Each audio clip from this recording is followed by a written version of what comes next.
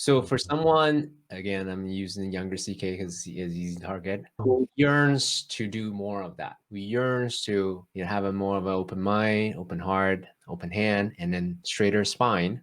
You're looking at Sam, who embodies straight spine and an open heart. What would you say to a younger CK? The first thing that I would ask that younger CK is what's really important to him? What is his, if we break down and we go beyond goals and we look at life purely from the place of intention, what is really most important to that young CK would be what I would want to know first and foremost.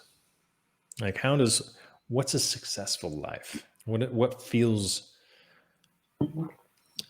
makes life worth living? So in that response, I'm guessing there would be something beyond needing to prove oneself, that it would have something to do with joy and freedom and happiness.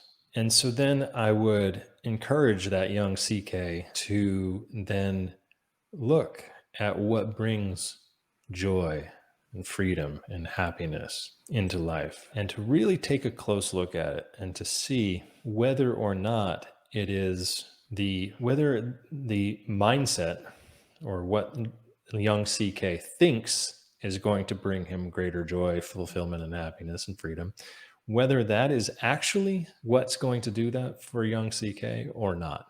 Because oftentimes we can mistake the strategy for the experience and think, as long as I have this strategy in place, at some point I'll be happy. I will have more freedom. I will have more fulfillment. So what do we do by doing that? I would try to dig deep with young CK and look at, well, with compassion, obviously.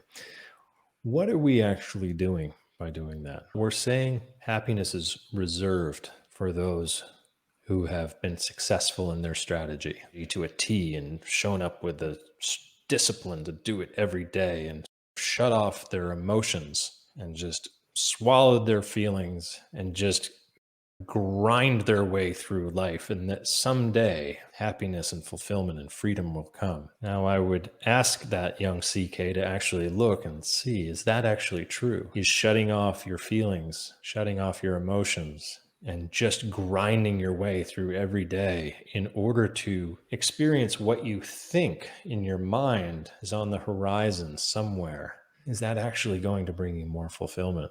It's not going to bring you more of the happiness and freedom that you're actually seeking.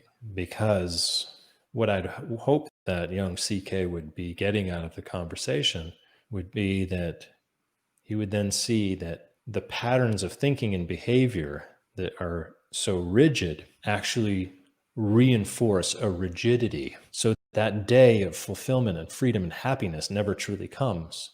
Instead, more and more rigidity gets built into the system.